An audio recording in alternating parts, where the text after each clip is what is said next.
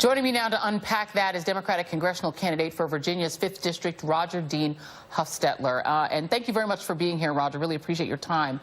Thanks for having me, Joy.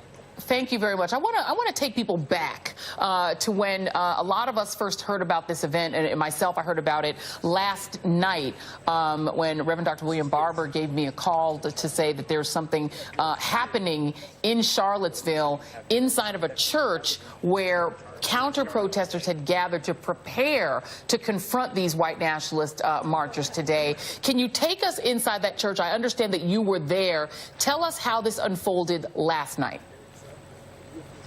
Yes, ma'am. We were at the St. Paul's Memorial Church last night, just joining together as a community. A lot of the local leaders were there, many different pastors from different churches here in Charlottesville. There was an uplifting, inclusive message about how we were going to counter the protests by just talking about an inclusive nature of America. And I left that meeting, and I was so uplifted by the experience and the folks in there. And unfortunately, just 100 yards from where that was, we had some white supremacists gathering. But the purpose of that event was really just to make sure that people in the community were warded to, tackle the assignment today, which is to try to be positive and inclusive in what is otherwise, a terrible day here in Charlottesville. And just for our viewers who may not be aware of it and may not have been paying attention to it, this is the scene last night that unfolded, as Mr. Huffstetler is saying, right 100 yards from the church.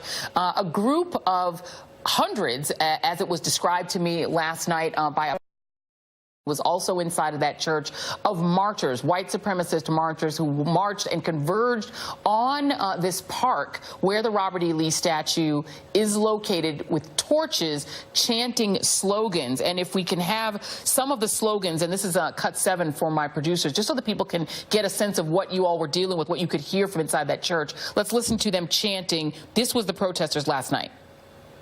We may not have that yet. So let me just ask you then, sir, when you were inside of that church and you could hear these protests and understood that there were people with torches outside, what was your reaction? Were people inside the church afraid?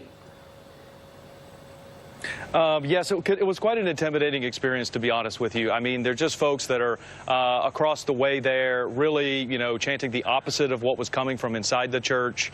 I left before the order was given to stay in the church, but at one point there was some concern for folks' safety in the church.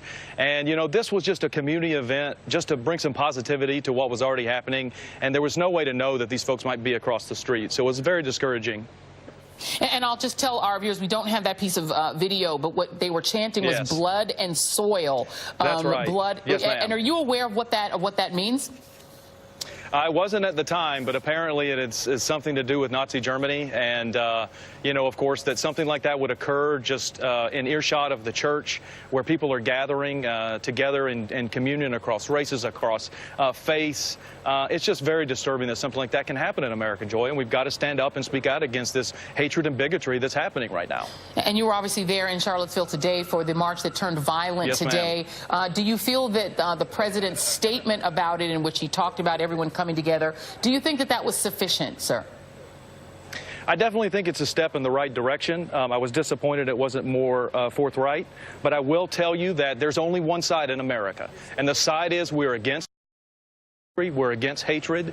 Every leader from the lowest level in elected government to the highest office in the land needs to speak up aggressively against this hatred in our country. It's not something we're going to stand for. It's something we got to be aggressive against.